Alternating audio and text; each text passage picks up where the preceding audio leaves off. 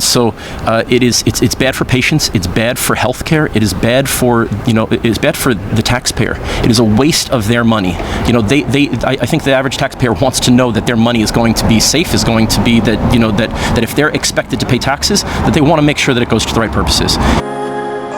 Thanks for following, peeps. Don't forget to subscribe if you haven't already. For this film, we spoke to Dr Andrew Meyerson at the World Transformed in Liverpool earlier this month. He explained why people fear privatisation in the NHS and what he thought of the plans of a potential Labour government. Hi, I am Dr Andrew Meyerson, and I'm an A&E doctor proudly working in the NHS, and I'm originally from the United States. So privatisation is supposed to do for the NHS in a couple of different ways. One of them is in companies that oftentimes they're from the United States coming over here to take over clinical services. And what they do is they'll take over GP surgery, and they want to make it profitable, even though this is, delivery of healthcare often can't be because, people's health, requires investment. But what they'll do is they'll take over GP surgery, they'll take over a certain practice, and they will eliminate staff members, they'll eliminate services that they provide to the point then they can extract profit. And so we're talking about a significant reduction in the quality of services, the amount of services available, to the point that they can start to extract 20% off of the revenue that comes in, and so that harms patients.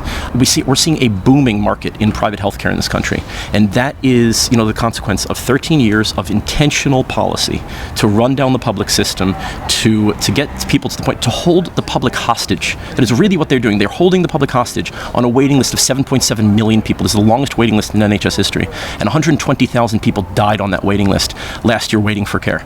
And the answer from this government and from that's too entrenched in the Labour Party right now is that we need to use the private sector to expand care and get people off those waiting lists. The people that work in the private sector are people that are moonlighting from NHS workers, so doctors and nurses that work normally in the NHS, who are then taking some of their clinical time away to go and work in the private sector to earn more money. And it is a parasitic relationship, the private sector with the public sector, because they are stealing our staff. They don't provide the same training, and then also when something goes wrong, as it often does, then they do not deal with that alone. They will send the patient over to the NHS for us to fix it, basically. Labour will never abandon the founding principles of the NHS as a publicly funded public service, free at the point of use. At its annual conference this year, the Labour leadership suggested more overtime for staff could help shift the long backlog. But it wasn't a policy idea which ignited too much excitement among NHS staff. I already work 48 hours a week in A&E. There's no chance that I can't take any extra shifts. And oftentimes I could be working next to, and because I'm an immigrant and I have to be on have a visa, I need a longer term contract. But you have so many doctors and so many nurses that will that are incentivized because of the structures that this government has put in place to step out of a contracted role into a bank shift role, where they can be paid. So I can be working next to somebody who is earning 3 times more for the exact same shift as I am, which is demoralizing from my perspective. It's like, and this is one of my friends, the people that I work with, but they're making so much more money and I'm not, I'm from the States, they make so much money over there, and I'm not asking for that. I could earn 4 times more working in the States. But the incentive structure for overtime pay, for bank pay is absolutely terrible, and it doesn't incentivize enough staff to stay in the system.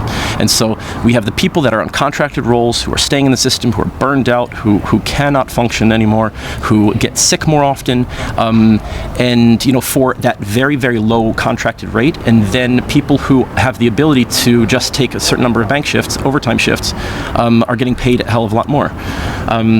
Look, any politician that cares about the NHS, and this is what I expect from Labour, needs to address 4 major issues: funding, beds, staff, and social care. Those are the 4 crises that we're having right now. So that's what I want to hear from Labour. I want to hear good policies that will address all of those 4 things instead of just ignoring it. Because we know what the major problems are. They just need to address them, and they need to have the political courage and the political will to do that. And so that's why we are going to continue to push them in that direction, to be an evidence-based government that looks at the facts and doesn't ignore them, that looks at the facts, makes the difficult decisions, and fixes problems.